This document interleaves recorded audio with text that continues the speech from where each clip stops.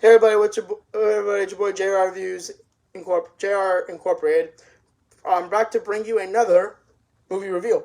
So today I'm reviewing 2011's Grave Encounters, which is a very, very scary film, found footage film, that was aired at the 2011 Tribeca Film Festival, which, by the way, is my favorite film festival of all time, because it's like, all I gotta say is film festival movies are the best movies, because there's like not really, like, usually they're pretty good. There's never really a bad film. There usually is a bad film movie, but like it's bad, but it's good. It's a bad, like, maybe the plot was pretty lacking, but it's still, the acting was pretty good. This movie is basically about a group of paranormal investigators who have a show called Grave Encounters, and it's a found footage film of them basically on their 6th episode. They're going to go investigate Rolling Wood, or Cherrywood, or something like that. Rolling Wood or Cherrywood Psychiatric Hospital, and what the history of the hospital was. It was built in the 1890s to combat the overpopulation of other psychiatric hospitals in the area. It was set in where the main doctor there was Arthur Freakin, who had a personal proclivity and was one of the first not pioneers, but like first well-known outspoken supporters of the lobotomy, which is, if you don't know what that is they take a sharp pick and they poke your brain, and cut a part of your brain out. So with that sharp pick, and it's supposed to default your and combat your violent tendencies and all that.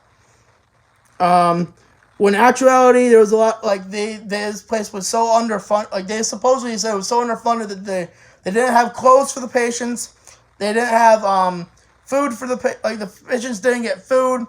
They would sit in their cells for like long periods of time, and brutal beatings and supposedly experiments done by the doctor had occurred on the patients. Till one day in 1930, a patient escaped his room and stabbed the doctor to death.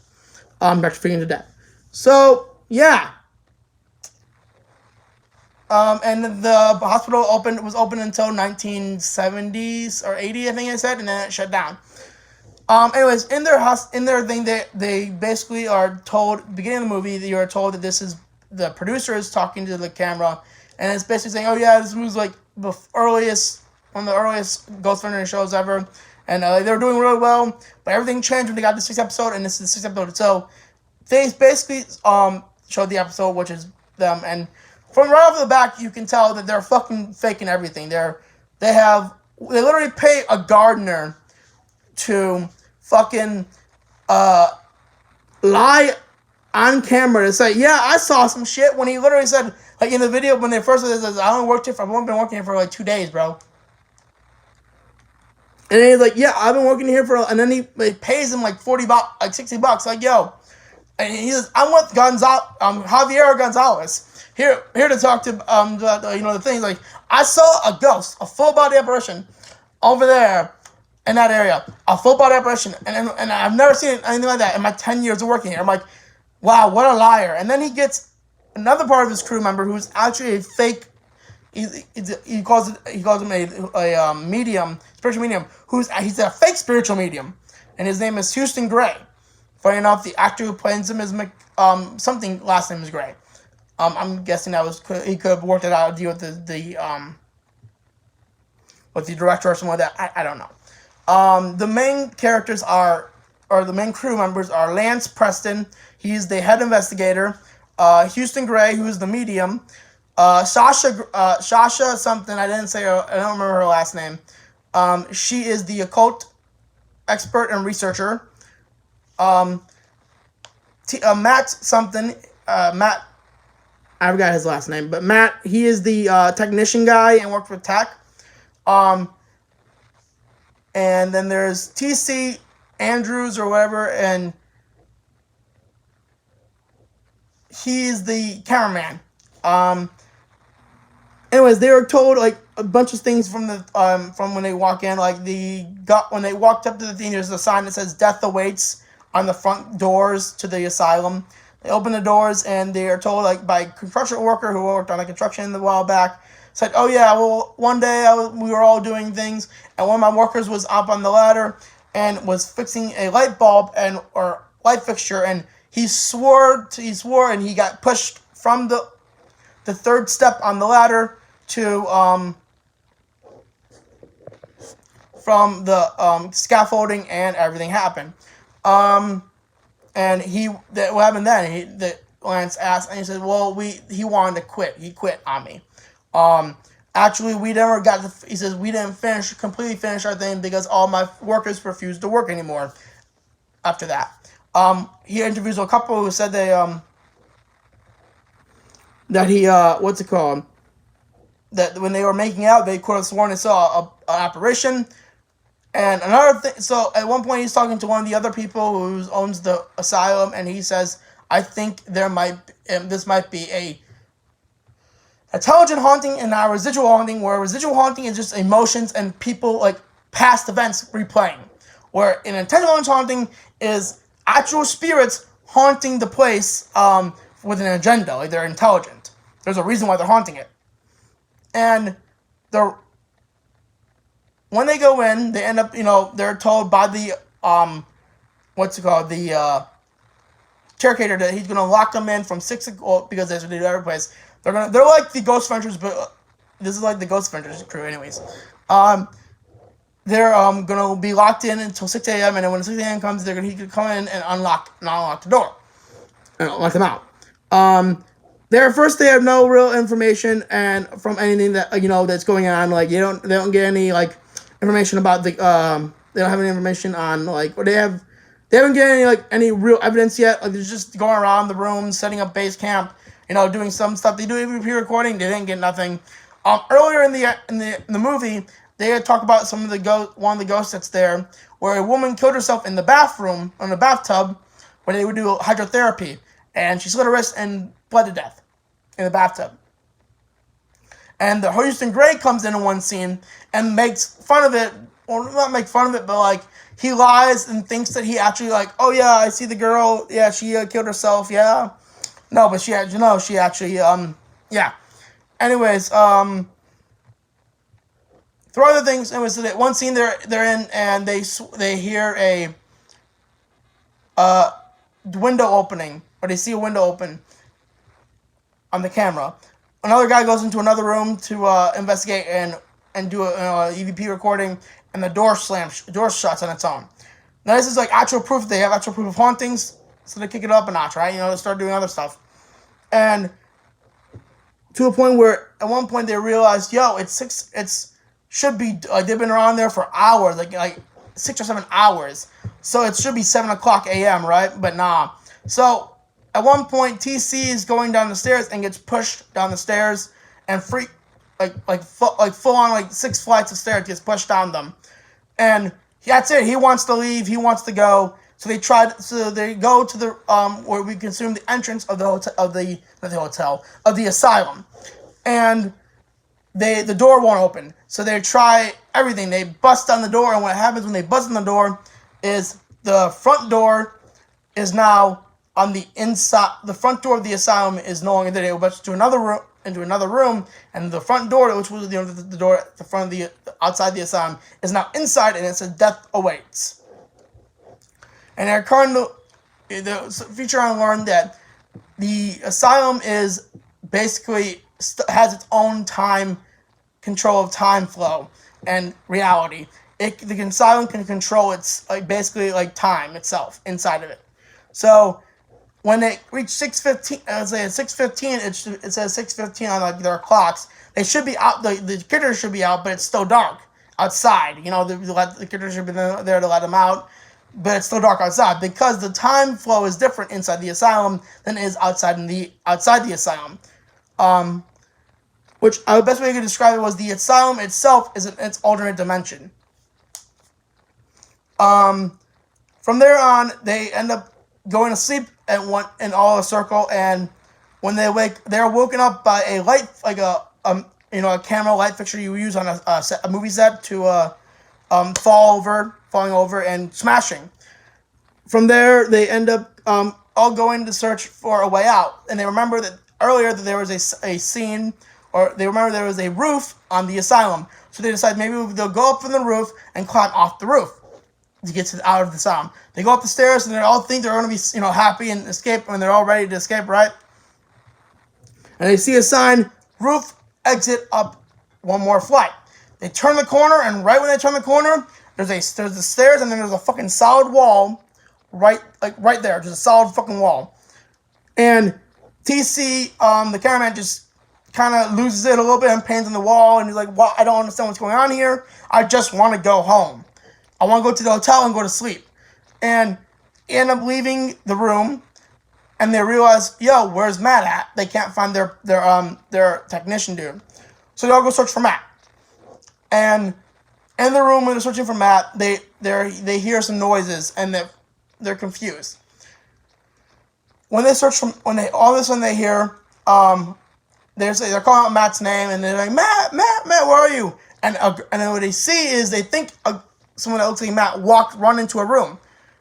They follow this suspicious person into this room, and it's not Matt. It's a girl in a hospital gown uniform, and she's facing the wall, muttering to herself. Lance, or it's Lance or the cameraman, I don't know. I think it's Lance. Approaches her and trying to talk to her at the behest of his other crewmates, saying, "Yeah, no, don't approach her. Don't trust. She looks sketch, bro. Like, I think we shouldn't do that." And turns around. She says, "Ma'am, we're trying to find Matt. Do you know where she is? Where he is?" And she turns. He gets to maybe right here. She turns around to him, and her eyes are all sunken in, and and then she extends her jaw to inhuman proportions and lets out a gigantic roar, and just fucking charges at them, and they all run. Where at one point, so Houston is now separated by the gang, and they're all waiting inside another room. They all decide to fall asleep in this room, and when they wake up, they have scratches on their one of the girls has scratches on their backs. Sasha has a scratch on her back in the shape of a form that says hello.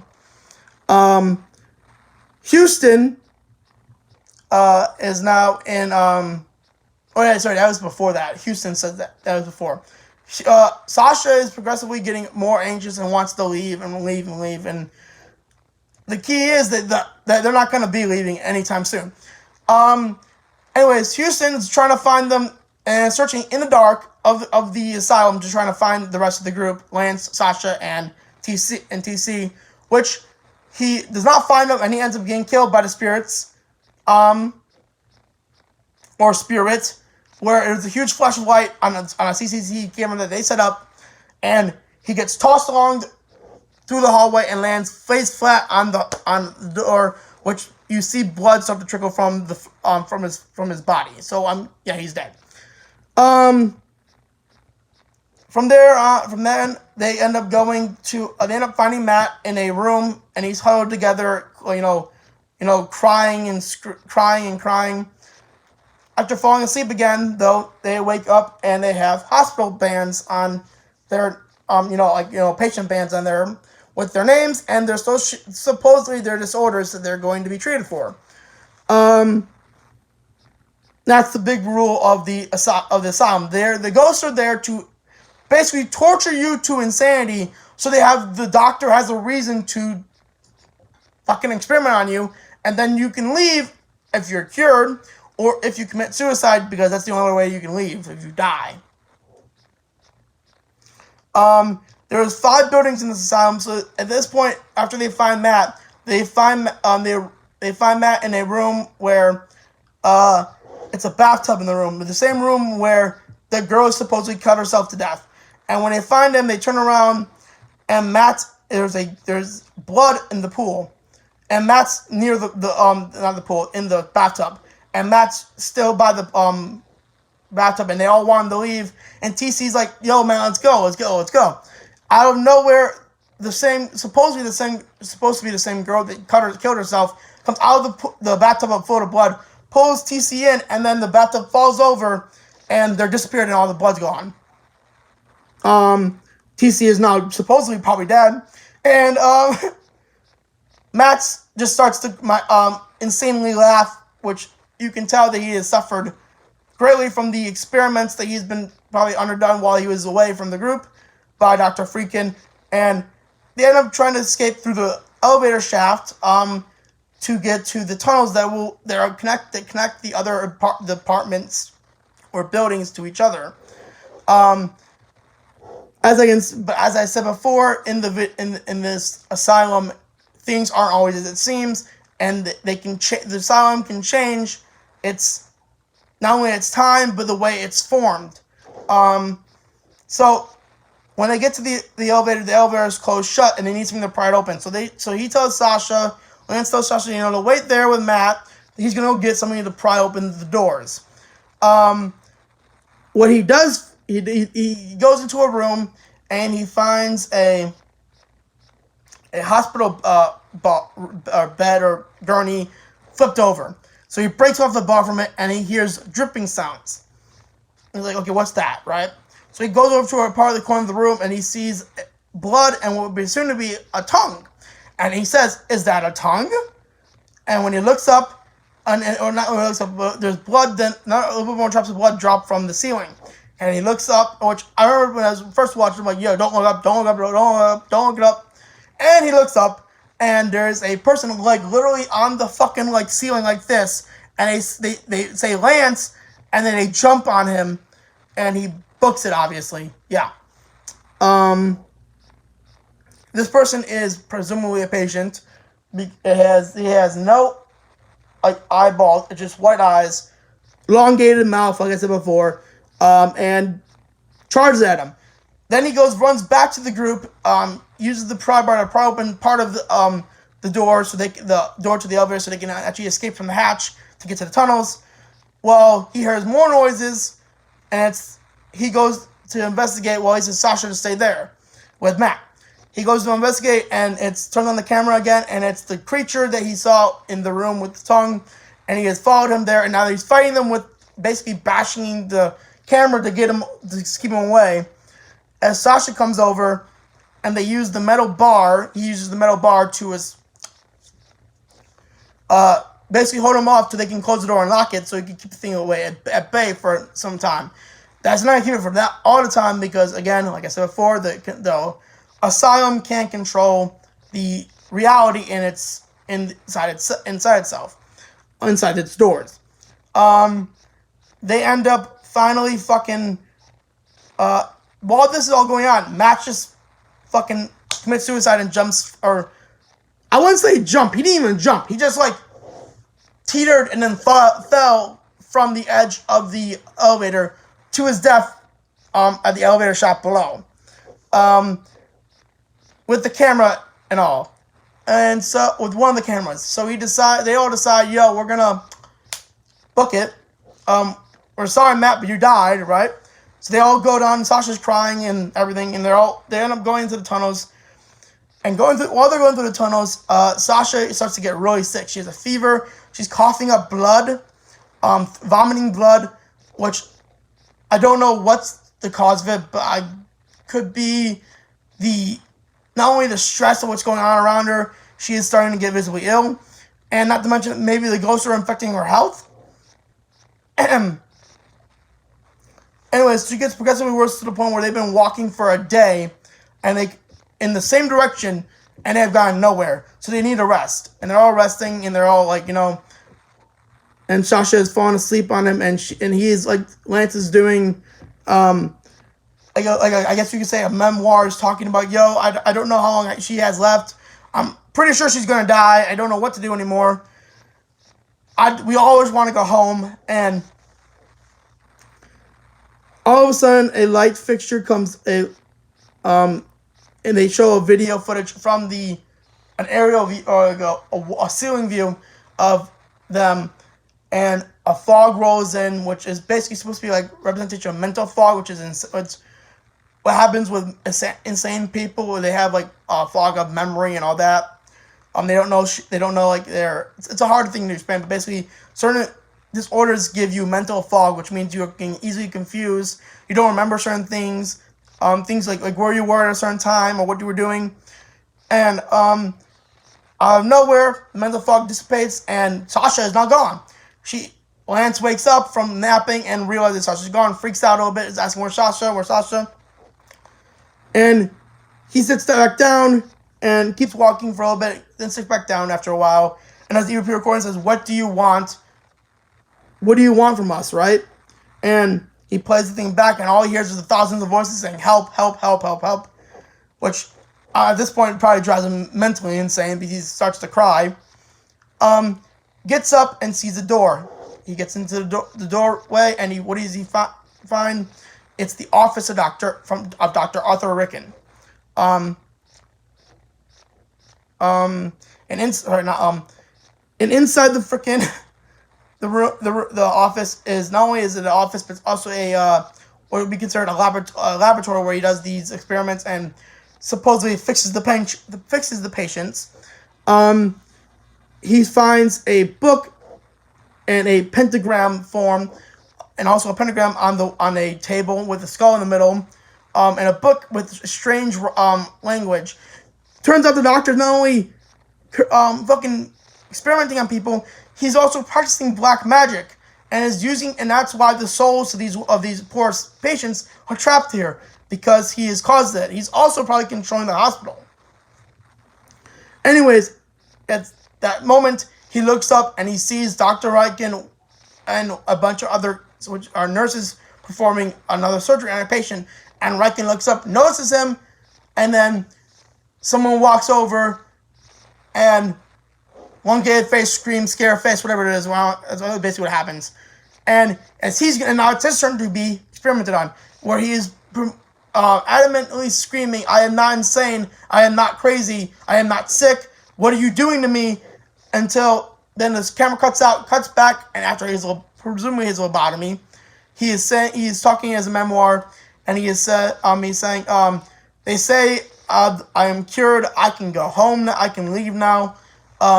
This has been Grave Encounters. This is Lance Preston signing off. That was the end of the first film. There's 3 films in total. I will probably be bringing you the second one reviewed soon. Hope you all enjoyed this. This was Grave Encounters, the movie review. Definitely give it a watch. You can watch on Amazon Prime for free. I'm pretty sure you can watch it on demand. I'm not sure if you have it on demand or not. But you can watch it definitely on Amazon Prime for free, as well as the second one. So definitely hope you enjoyed this video. Like, comment, subscribe, and I'll see you guys in the next video. Peace.